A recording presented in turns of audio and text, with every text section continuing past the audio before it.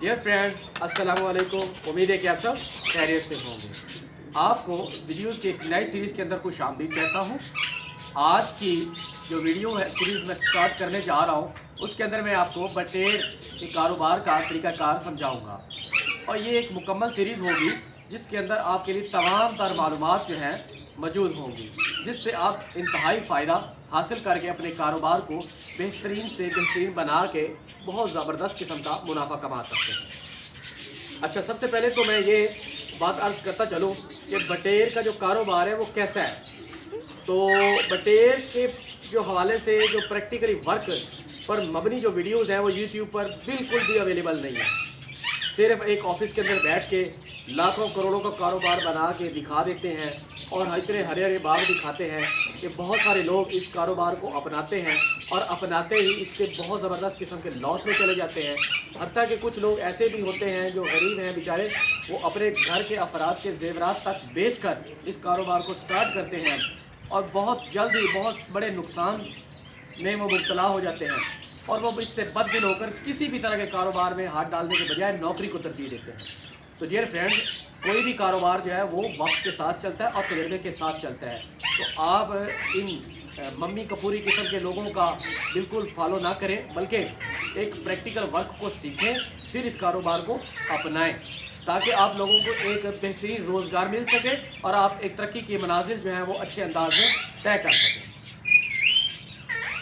जो लोग सिर्फ अपनी वीडियोस को यूट्यूब पर हिट करने के लिए गलत इन्फॉर्मेशन फैला रहे हैं, वो एक नहायत ही नाइंसाफ़ी कर रहे हैं इन लोगों के साथ जो रोज़गार की तलाश में आकर यूट्यूब को सर्च करते हैं और उनको इस तरह के ढोंगी और ड्रामेबाज लोग मिलते हैं।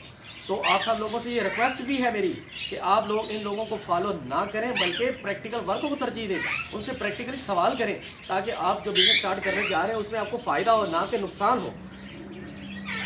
अच्छा नाजरीन, आज की जो पहली एपिसोड है इस सीरीज़ की, इसके अंदर बहुत सारे सवालात जो हैं ऐसे हैं जो आप लोगों के जहनों में हैं, वो मैं चाहता हूँ कि वो बहुत अच्छे अंदाज में क्लियर हो जाए।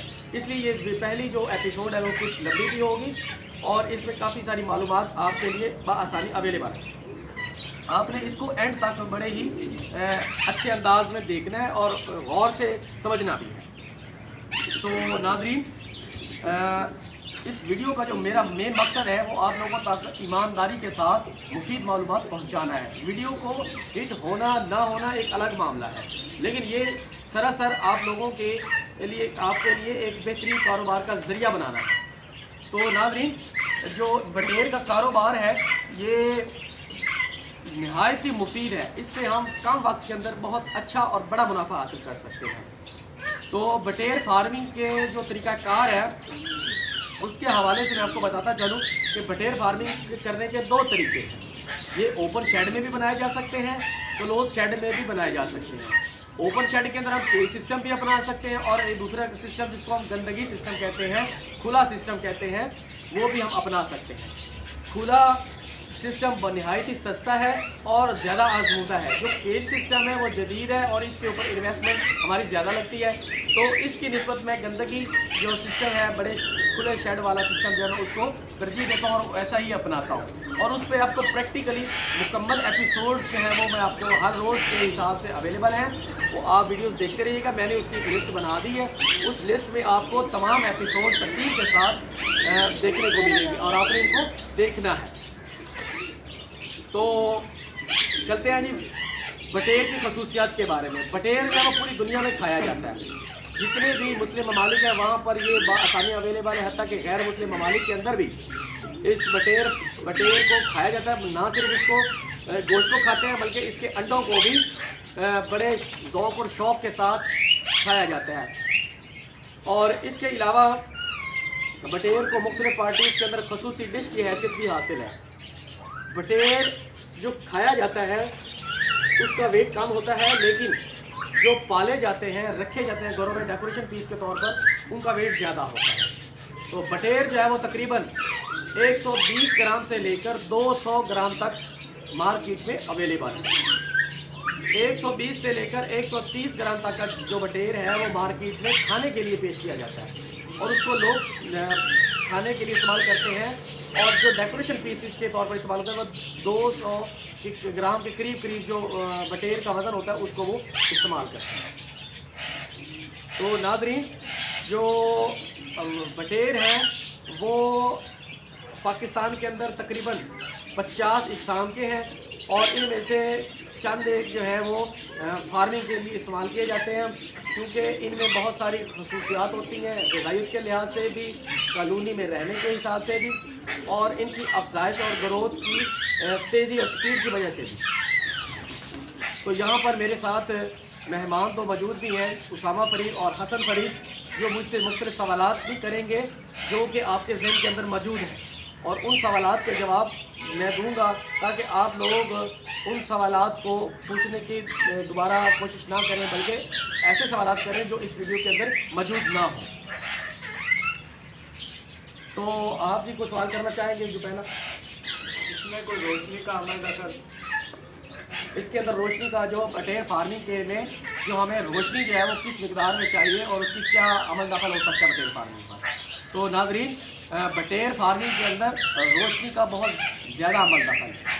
जितनी ज़्यादा रोशनी होगी बटेर उतनी ज़्यादा तेज़ी से अफजाइश करता है, और खसूसन बिलखसूस जब ये बटेर अंडे देने पर आती है तो रोशनी जितनी ज़्यादा हम इसको फराहम करते हैं ये उतने ज़्यादा अच्छे और बेहतरीन किस्म के अंडे फराहम करती है, उतने ज़्यादा अंडे देती है। तो एक मादा जो है वो अपनी ज़िंदगी के पहले साल के अंदर तकरीबन 300 से लेकर 350 अंडे देती है, जबकि दूसरे साल में 150 से लेकर 170 अंडे देती है, और ये तकरीबन 3 से 4 साल तक मादा ज़िंदा रहती है और नर भी इसके साथ ज़िंदा रहता है। जी, और कोई सवाल आप पूछना चाहेंगे? क्या इसके लिए लाइसेंस की भी ज़रूरत होती है? जी, ये बड़ा ही अहम सवाल है, क्या बटेर फार्मिंग के लिए हमें लाइसेंस की ज़रूरत होती है? तो जनाब, इसके लिए हमें किसी किस्म के लाइसेंस की ज़रूरत नहीं होती। लाइसेंस की हमें तब ज़रूरत पड़ती है जब हम नायाब परिंदों को अपने घर में रखते हैं, जैसा कि हम काले तीतर को अपने घर पे रखेंगे तो हमें लाइसेंस की ज़रूरत पड़ेगी, लेकिन बटेर के लिए हमें लाइसेंस की ज़रूरत नहीं पड़ती। जी, और कोई आपका सवाल? इसकी खुराक क्या है? अच्छा, बटेर फार्मिंग में खुराक भी बड़ी अहम चीज़ है, क्योंकि हमें बहुत ही कम वक्त के अंदर इसको तैयार करना होता है। तकरीबन 5 से 7 हफ्तों के दरमियान बटेर जो है वो खाने के काबिल हो जाता है और हम इसको मार्केट में सप्लाई कर सकते हैं। तो इसकी खुराक में बहुत सारी चीज़ें हैं, जिसमें तिल और सरसों निहायती अहम है, लेकिन अगर आप देसी खुराक की जगह पर ब्रॉयलर फार्मिंग में इस्तेमाल की जाने वाली जो स्टार्टर फीड होती है अगर वो इस्तेमाल करें तो वो ज़्यादा फ़ायदेमंद और सस्ती पड़ेगी, और आपका बटेर बहुत जल्द ज़्यादा तेज़ी से ग्रोथ करते हुए तैयार हो जाएगा और आप उससे ज़्यादा फ़ायदा हासिल कर सकते हैं। तो मैं इसके लिए खुराक में रिकमेंड करता हूँ कि आप बटेर फार्मिंग के लिए ब्रॉयलर फार्मिंग में जो स्टार्टिंग फीड इस्तेमाल की जाती है 0 नंबर साइज़ उसको कहते हैं, वो अगर आप इस्तेमाल करेंगे वो आपको सस्ती भी पड़ेगी और उसमें तमाम ग़िज़ाइयात मौजूद होती हैं जो इसके लिए दरकार है। इन बटेरों की अक़साम क्या है? इन जो फार्मिंग के लिए बटेर इस्तेमाल किए जाते हैं उनमें तकरीबन जापानीज़ बटेर जो है वो सबसे ज़्यादा इस्तेमाल किया जाता है, वो पूरी दुनिया के अंदर मौजूद है। तो ये काले रंग का और उसके ऊपर गोल्डन कलर की धारियाँ बनी हुई होती हैं, ये इसकी पहचान है और ये सबसे ज़्यादा इस्तेमाल किया जाता है। इसके अलावा अमेरिकन वाइट बॉब जो है बटेर, वो भी फार्मिंग में बहुत ज़्यादा इस्तेमाल किया जाता है। इसका जो गोश्त है वो नहायत ही जायकेदार और खुशबूदार है और ये ग़िज़ाइयत से भरपूर होता है। और जी आपका कोई सवाल? बटेर कितने दिनों में क्या?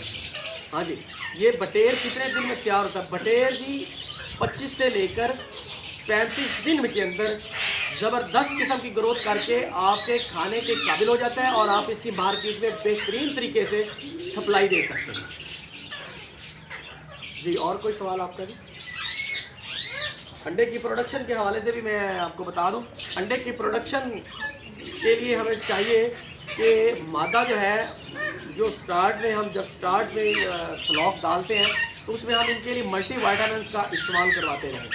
जितना ज़्यादा अच्छी इकसाम के हम मल्टीविटामिन्स इस्तेमाल करवाएंगे उतनी ज़्यादा अच्छे अंडे की प्रोडक्शन होगी, वो ज़्यादा मजबूत और सेहतमंद बच्चे उसमें से निकलेंगे।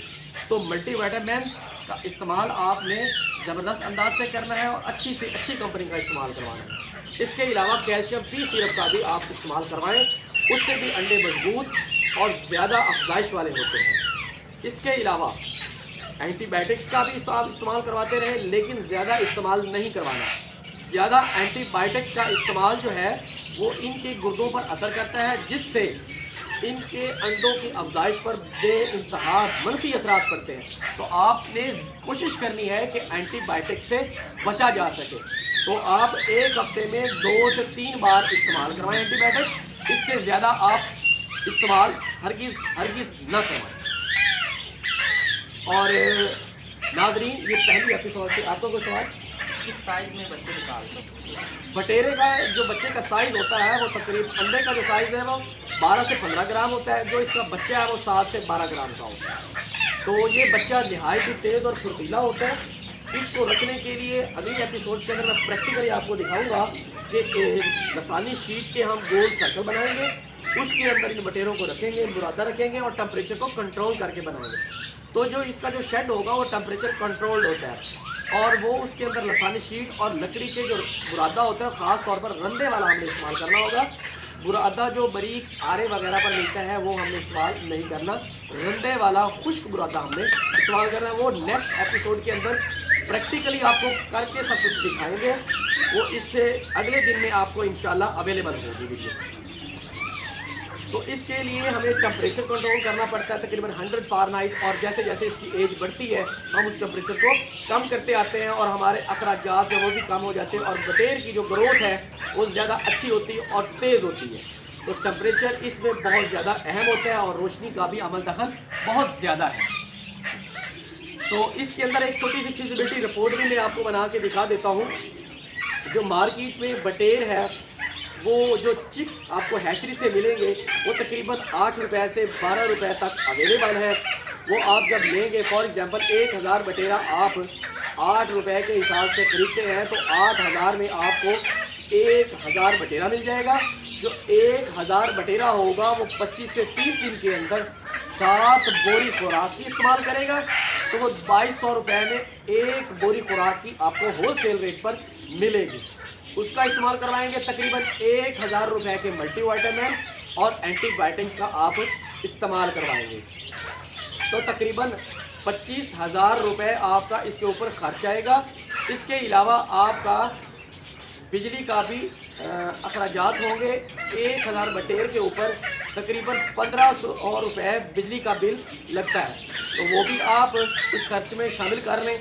तो जब ये बटेर तैयार हो जाएगा तो वो तकरीबन 40 रुपये से लेकर 50 रुपये 55 रुपये तक का सेल होता है। तो वो आपके बटेर के साइज़ और वज़न के हिसाब से मार्केट में इसका रेट लगेगा। फॉर एग्जांपल अगर ये आप 40 रुपये में सेल करते हैं तो वो 40,000 में सेल होगा और आपके अखराजात ज़्यादा से ज़्यादा 30,000 आएंगे। तो पहले ही फ्लॉट के अंदर तकरीबन आपको 10,000 रुपये का 1000 बटेर के पीछे मुनाफा होगा। इसके जो बर्तन होंगे और जो पानी वाले बर्तन और खुराक वाले बर्तन हैं, इसके अखराजात आपके लॉन्ग टर्म इन्वेस्टमेंट में शामिल होंगे। आपने उनको अलहदा रखना है। वो तकरीबन 5 से लेकर 10,000 रुपये आपके 1000 के बर्तन पे खर्चा आएगा, वो आप अलग से ऐड करेंगे।